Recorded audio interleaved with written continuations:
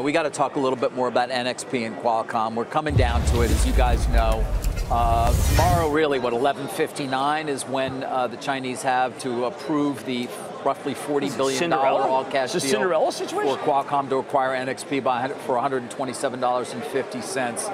A couple of important things I think that are worth mentioning here, but let's bring you up to date on what we know and what we don't know. And I guess all I can tell you at this point, and of course, as you might imagine, given how widely this is held amongst the hedge fund community, who are looking, of course, for what might be a significant move up very, very quickly, there's no shortage of phone calls that come in trying to understand what it is that we know at this point. So here's what I can tell you.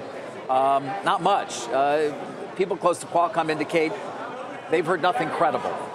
No change, really, at this point, and nothing credible that would indicate a change in posture from the Chinese at this point. Now, that doesn't mean that it won't happen in the next 24 to even perhaps 36 hours, but as of now, they tell me there's been nothing that they've heard that indicates that the approval is forthcoming. It could happen. It may not happen. Time is running out. We all know that.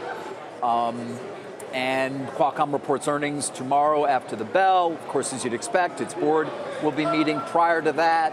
Most likely at that point, they're going to sign off on the plan to move on, to initiate that large buyback, and to, of course, exit the NXP deal. But they got to wait and see, I guess. It's possible the Chinese could come at the last moment.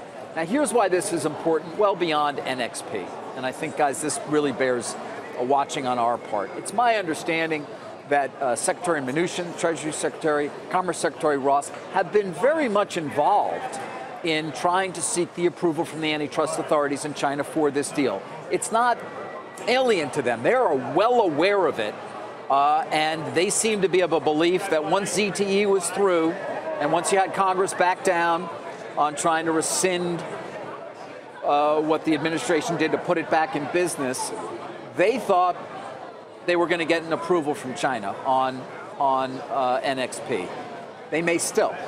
But the reason I mention it is because if you do not get this approval, if in fact the Chinese antitrust authorities choose not to weigh in, the deadline passes, they will have effectively killed a $40 billion deal. And it is no doubt in my mind a ratcheting up of tensions between China and the U.S., particularly because Mnuchin and Ross have made it known that it's a concern of theirs. And so that will send a real message, not to mention, of course, the chill it will send overall in terms of large technology deals that need antitrust approval in China. Or even deals like Disney, Fox. Now, they may say they're not worried at all, putting the two studios together, but if NXP doesn't get approved, everything becomes more worrisome.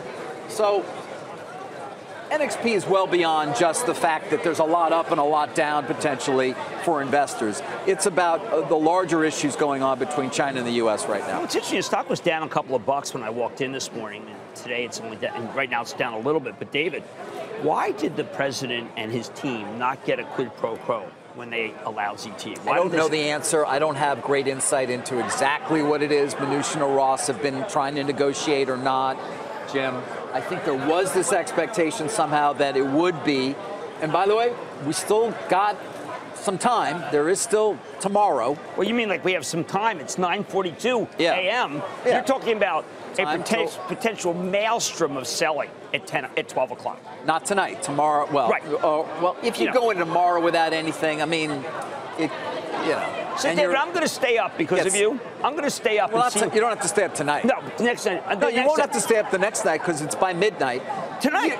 No, tomorrow night. Tomorrow night. Okay, so tomorrow night. 11:59 Wednesday. So I should stay up and see if the ball drops. Yes. Kind of like it's like New Year's. Correct. Except for the ball is it's hedge funds that drop. Correct. Hedge funds drop at 12. Hey there, thanks for checking out CNBC on YouTube. Be sure to subscribe to stay up to date on all of the day's biggest stories. You can also click on any of the videos around me to watch the latest from CNBC. Thanks for watching.